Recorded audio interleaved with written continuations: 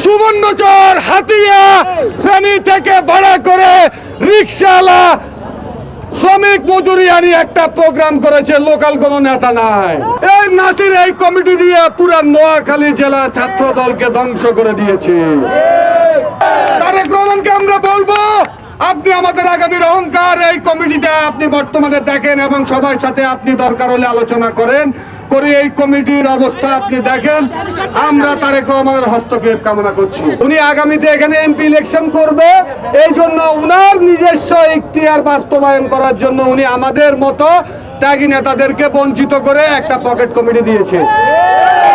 আমরা এই কমিটি প্রত্যাখ্যান করেছে। নোয়াখালীর আম জনতা, সাধারণ জনতা, সাধারণ ছাত্র জনতা, সাধারণ মানুষ এই কমিটিকে অ্যাকসেপ্ট করে নাই। কারণ আন্দোলন সংগ্রাম এই শহরে আমরাই করেছি। নাসির নিজস্ব বাহিনী, নিজস্ব নাসির ভাইয়ের কারণে আমরা নাসির ভাইকে চিনেছি গত 2 বছর আগ থেকে। এর আগে কি নাসির ভাইকে কেউ চিনতো? উনি সেন্ট্রাল ছাত্র দলের সাধারণ সম্পাদক হওয়ার পরে নোয়াখালীতে 3-4টা কমিটি দিয়েছে, সবগুলা বিতর্কিত কমিটি।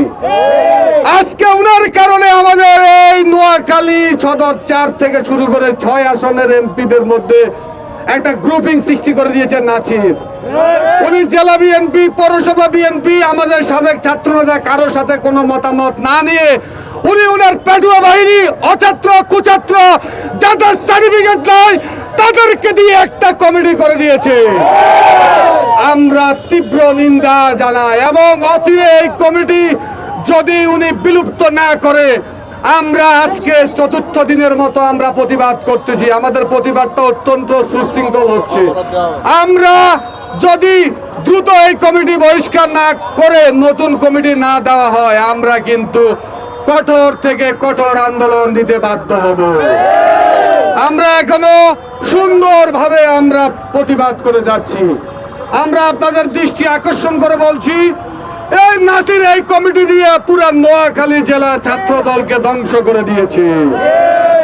আপনি দেখবেন নবনির্বাচিত কমিটি কালকে আকরামুল করিম চৌধুরীর মতো সুবর্ণচর, হাতিয়া, ফেনী থেকে ভাড়া করে রিক্সাওয়ালা শ্রমিক মজুরি আনি একটা প্রোগ্রাম করেছে, লোকাল কোন নেতা নাই। আকরামুল করিম চৌধুরী যেরকম 17 বছর তাসের রাজত্ব করছে এই শহরে, সব ভাড়াটিয়া লোক দিয়ে। গতকালকে আপনারা একটা বিজয় মিছিল দেখেছেন, সব ভাড়াটিয়া, লোকাল কোন নেতা নাই। আমরা আবারও নাসির ভাইকে বলে দিতে চাই, এই কমিটি দ্রুত বিলুপ্ত করে যদি নতুন কমিটি না আসে, আমরা কঠোর থেকে কঠোর আন্দোলন ঘোষণা করব। এবং আজকের এই প্রোগ্রামে যারা আমাদের গত 17 বছর দুর্দিনের লোক এসেছেন, আগামী তো আসবেন, আমরা কর্মসূচি আপনাদেরকে জানিয়ে দিব। এই বলে বক্তব্য আমার এখানে শেষ করছি। বাংলাদেশ জিন্দাবাদ, বাংলাদেশ জাতীয়তাবাদী ছাত্র দল জিন্দাবাদ। শেষ মাস একটা কথা বলবো, তারেক রহমান আমাদের বর্তমান প্রধানমন্ত্রী। আমরা ওনার হস্তক্ষেপ কামনা করছি। এই কমিটি যেন তারেক রহমান হস্তক্ষেপ কামনা করে। তারেক রহমানকে আমরা বলবো, আপনি আমাদের আগামীর অহংকার। এই কমিটিটা আপনি বর্তমানে দেখেন এবং সবার সাথে আপনি দরকার হলে আলোচনা করেন